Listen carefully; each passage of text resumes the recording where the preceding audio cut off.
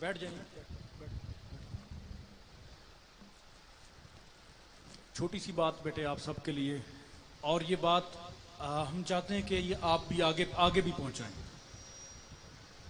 ایک لمبے عرصے سے ہم دیکھتے آ رہے ہیں کہ سوشل میڈیا جس نے ہماری زندگیوں پہ بڑا اچھا اثر بھی ڈالا ہے، لیکن منفی اثر زیادہ ہے.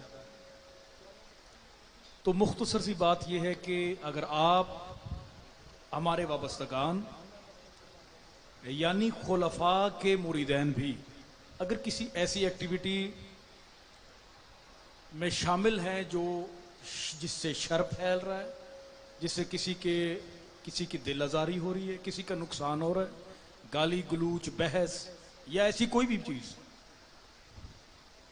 ہم پہلے صرف ریکویسٹ کرتے آ رہے تھے کہ نہ حصہ لیں، لیکن آج ہم حکم دیتے ہیں کہ آپ اس کا حصہ نہیں بنیں گے. آپ باقاعدہ مرید ہیں. اگر آپ نے ہمیں پیشوا مانا ہے، اپنا شیخ مانا ہے، اپنا استاد مانا ہے، دل میں کہیں عزت کرتے ہیں ہماری، تو یہ بات آج حکم ہے. اگر آپ نقیبی ہیں تو آپ باز آ جائیں.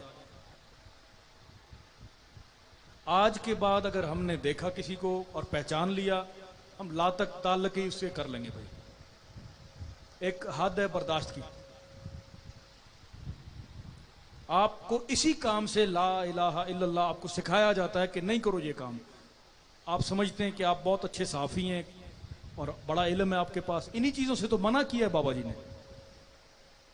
انہی چیزوں سے تو بھاگ کر ہم اس راستے پر آئے ہیں. آپ کی وابستگی کسی بھی سیاسی جماعت سے ہے یا کسی بھی اور دوسری جماعت سے، آپ یہ کام نہیں کریں گے. آپ کو اس سے منع کیا گیا. آپ ہمارے مرید ہیں نا، بس آپ کو منع کیا ہوا ہے. ورنہ آپ کی جمعراتیں، ذکر، اذکار، محفلوں میں آنا جانا، اس راستے میں سفر کرنا فضول ہے.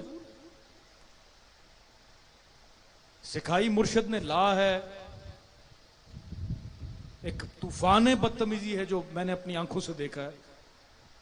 اور ایسے بالکل جس طرح دنیا چل رہی ہے ایسے مرید بھی چل رہے ہیں.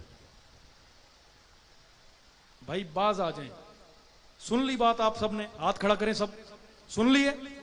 بس آج یہ اس محفل میں سورف پاک کا اختتام ہو رہا ہے. کچھ دیر بعد نہیں کریں گے یہ کام. ٹھیک ہے جی؟ آپ اس کا ایسا نہیں بنیں گے. کلمہ پڑھو، نماز کرو، پڑھو، عبادت کرو، ذکر پہ زیادہ سے زیادہ جاؤ. اس چیز کی نفی کرو. جائیں کو اچھا پارٹ پلے کریں. اگر سوشل میڈیا کا حصہ ہیں اچھی بات کریں، دین کی بات کریں، بھلائی کا کام کریں، لیکن اس کا آپ حصہ نہیں بنیں گے.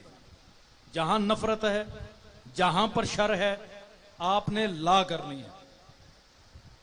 انڈرسٹوڈ؟ بس انشاءاللہ جی. اللہ ہماری مدد فرمائے.